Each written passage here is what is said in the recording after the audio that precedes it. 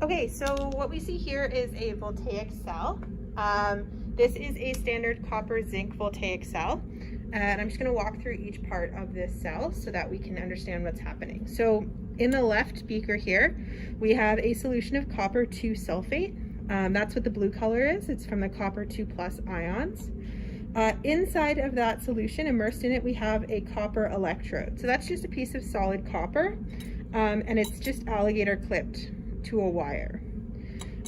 Between the two beakers, we have something called a salt bridge. So this is filled with sodium sulfate, and the little cotton plugs on the end there are just to keep the solution in. So this provides us ion flow between the two beakers.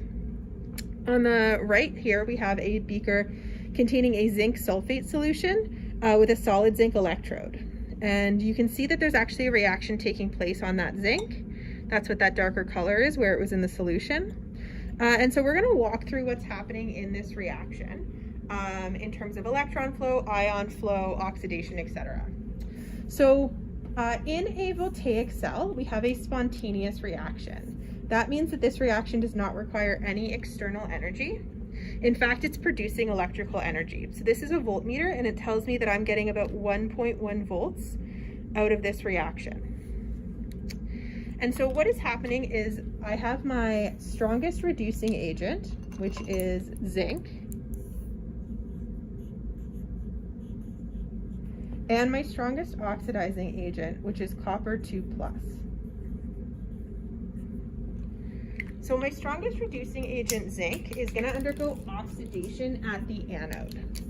So at my anode, I'm going to have solid zinc oxidized to zinc 2 plus.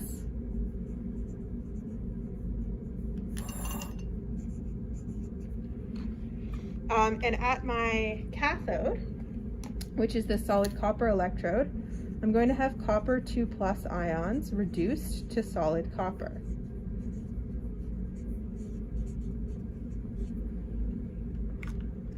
Move that back so you can see.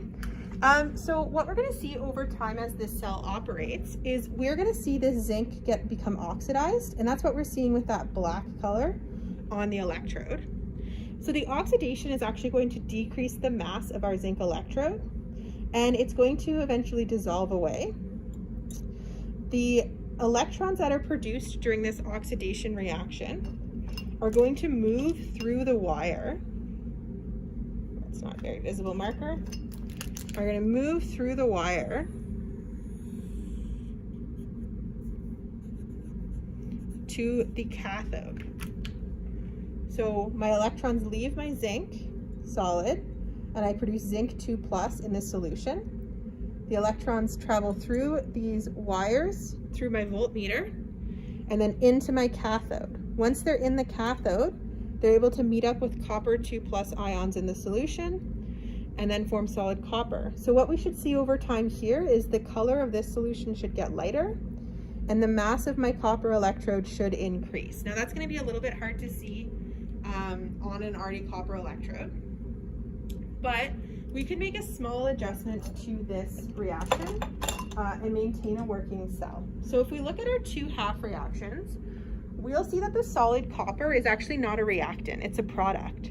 And so this electrode is merely here to deliver electrons. It's not actually involved in the reaction. So I can take this solid piece of carbon. Carbon is actually quite conductive in its solid form. I can take this solid piece of carbon and I can replace the copper electrode with it.